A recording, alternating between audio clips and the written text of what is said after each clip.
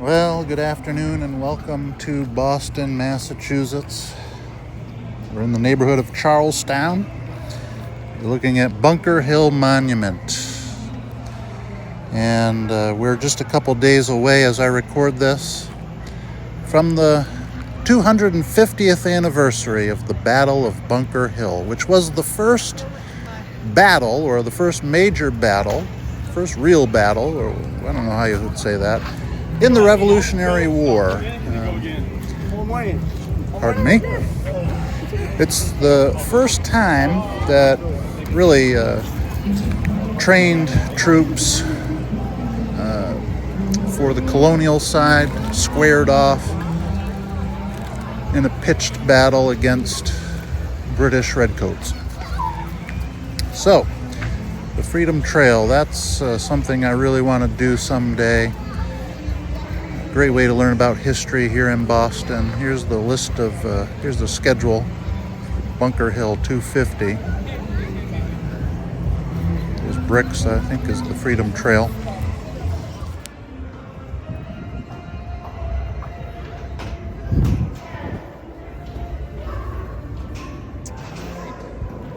Getting inside Bunker Hill Monument, a 221-foot granite obelisk with 294 steps.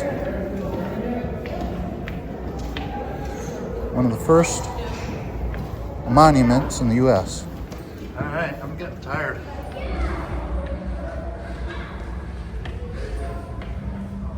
About halfway.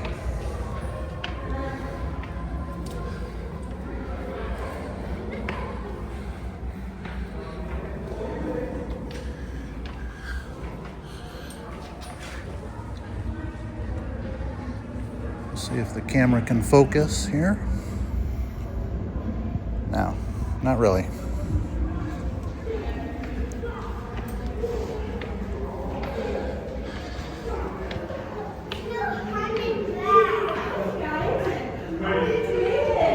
Yeah, we're getting there. Well, we made it to the top. And here's the view from one side. We'll look out in all four directions. I thought you meant we're 25 steps in. No. I mentioned a second ago when we were climbing the stairs, this is one of the first monuments to be established in the United States.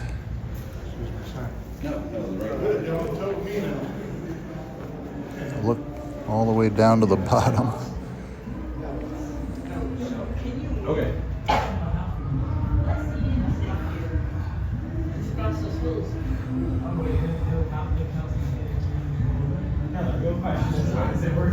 Pretty good view They need a slide. up here.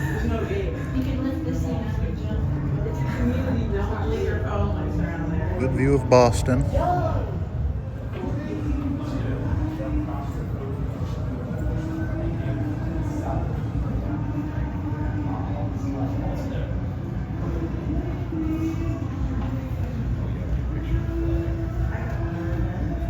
Very cool. See the USS Constitution down there, old iron sides.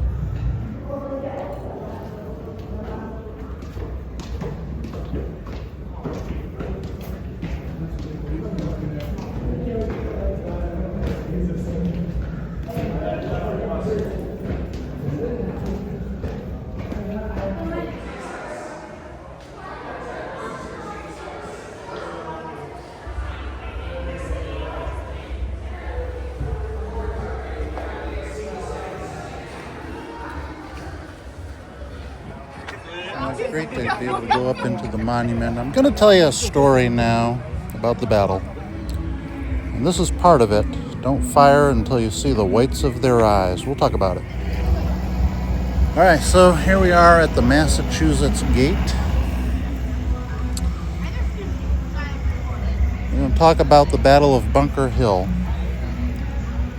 Again, it was the first major battle of the American Revolution. It was a battle that the British technically won, although I don't know if they felt that they had won. Look at this.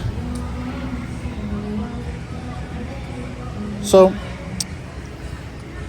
the war really started back in April of 1775 at the Battle of Lexington and Concord.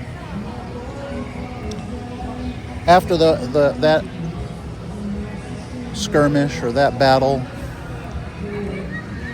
about 15,000 troops from Massachusetts, Connecticut, and New Hampshire and Rhode Island assembled in this area, and their task was to contain the 5,000 British troops that were stationed here. Eventually, they wanted to drive the British completely out of Boston, which happened in March of the following year. But there were two locations near Boston where artillery fire could come from and could sort of do great damage here in Boston. That was Dorchester Heights and this area. And this area had two hills. This one that we're on, which is technically Breed's Hill, and then there was Bunker Hill. Now, the Americans put up fortifications here, kind of overnight on June 16th, 1775. And it was discovered the next morning by the British, and the British started to attack this area with artillery fire. The Americans were undeterred. They continued to strengthen their position here. So the British sent two detachments of troops. Just reading this sign. These flags honor the fallen in this battle, both American and British troops. But two detachments were sent. One led by General William Howe. They advanced against this location. The Americans hid behind a sort of a picket fence, or a rail fence, I should say. And they waited until the British got close enough that, well, this is Colonel Prescott. He was the man in charge for the Americans. He gave the order, don't fire until you see the whites of their eyes. At least that's what is believed that he said. Some people question that, but they did wait until the British got close enough, and then they fired, and that first volley was devastating to British forces. The British regrouped. They advanced again. Another volley took place. Again, it was devastating. A third wave of British troops came against this location. Eventually, they were able to drive the Americans out. They retreated, and the British took control of this area. But within 2 hours, the British, this tent right here is for the concert tonight, I think. A lot of festivities happening here. This is 2 days before the 250th anniversary of the battle. But anyways, the British had suffered about 1,054 deaths in 2 hours. And that included 89 officers. And the British really realized at that point that the Americans really mean business. And the Americans were strengthened in their resolve. The colonies realized, holy smokes, we can actually go toe-to-toe with the British, and we actually might be able to win this war. And The British actually gave up the proposition of capturing the other hill, Dorchester Heights, that they planned to take, because they just did not want to go through another Battle of Bunker Hill. So the Americans were able to take Dorchester Heights and set up cannons that they captured at Fort Ticonderoga. This happened in March of the next year, and they used those cannons, and they used that location to drive the British out of Boston. This was a pretty significant battle and had a lot of important ramifications in the overall picture of the American Revolution.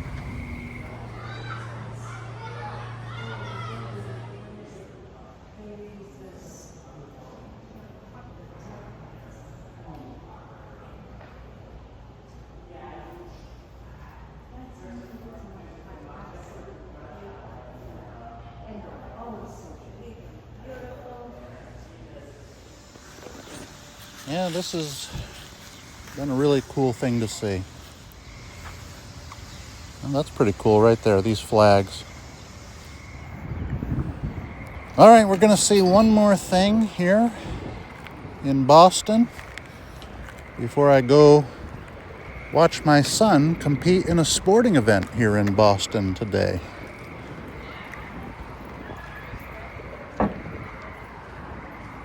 Some of you may know what is down this alley that we're walking down here. This neighborhood has another pretty significant thing. And this gives a little clue if you're paying attention. Okay, there she is. The USS Constitution, otherwise known as Old Ironsides. A vessel that was launched in 1797. It's the oldest warship still in active service in the world. And she saw a lot of victories during the War of 1812. And it's maintained by an active crew of U.S. Navy sailors who also serve as historians. This vessel was authorized for construction in 1794 under the Naval Act of that year, 1794. It was one of a group of 6, and it was George Washington who named this ship the USS Constitution. All right, that's gonna do it here from Boston. I hope you've enjoyed seeing the USS Constitution and Bunker Hill, the Bunker Hill Monument. We're gonna head across town to see my son play in a sporting event. Thanks for hanging out with us today. I'm gonna put a little bonus footage in here. I hope you'll watch it. We'll see you next time. About Boston at a very tense time in its history. We're talking about after the Boston Tea Party, after the Boston Massacre. Massachusetts has already proven itself to be the problem child of the British Empire. King George III, as punishment for the Boston Tea Party, has ordered that the port of Boston be closed. This is significant because Boston is the second largest port on this side of the Atlantic. And overnight, it's gone. To enforce this, he moves 8,000 regulars here, 8,000 of his Royal Army. He has them headquartered in Boston, which had a civilian population at that time of 16,000 people. It means 1 in every 3 people was sporting a handsome red jackets. It was essentially a police officer here to keep you in line. Not very popular, as you can imagine. Thomas Gage, the military governor of Massachusetts, starts to send raiding parties out into the countryside. Lexington and Concord on April 18th, where the first shots of the American Revolution are fired. The colonists will chase the British all the way back from Lexington and Concord to within the city of Boston. all the while sending messengers out to the far corners of New England requesting help and supplies. Soon, by June of 1775, 16 to 20,000 angry armed colonists set up camp outside of the city of Boston. An entire city has just shown up on the doorstep of Boston. Angry, armed, and looking to spill redcoat blood. On top of this, even though it's only June, well, now Boston is cut off from any supply. So Thomas Gates, the military governor, he orders an attack into the countryside to break through this siege, restore supply routes. He wants to assault Dorchester, Roxbury, and Charlestown. He's going to use Charlestown as a stepping stone to get to Cambridge. Cambridge is where the rebel leadership is at this point. They've taken over the Harvard campus. Harvard has a long history of being rebellious, as you can tell. Now, I'm not going to talk about either of the other two assaults because they don't happen. The rebels find out about these secret plans of attack, and they set up shop here on the evening of the 16th. Now the British, they wake up on the morning of the 17th to see a fort where there had not been one the night before. And they decide that they must attack that day. That fort needs to be gone by the end of the day. By noon, the first regulars have rowed across the Charles River. By 3 o'clock, the fighting begins. There are 3 waves that occur here. The first 2 are completely repelled. The third is a bayonet charge focused here on top of the hill. The same colonists that built these fortifications the night before had been the ones fighting in them. They'd also been without food and water since around 2 a.m.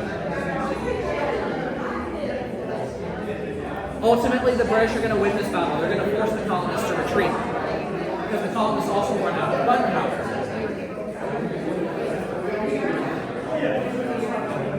But by the end of the day, they can't claim it as a complete and total victory. They've sustained over 1,000 casualties. An entire infantry army in North America is gone in 2 hours. The colonists are also going to suffer heavy losses. 413 out of their initial 1,200 men, which by the time the fighting actually breaks out, looks more like 700 desertions. This is one of the bloodiest battles of the entire American Revolution, and it's the first one.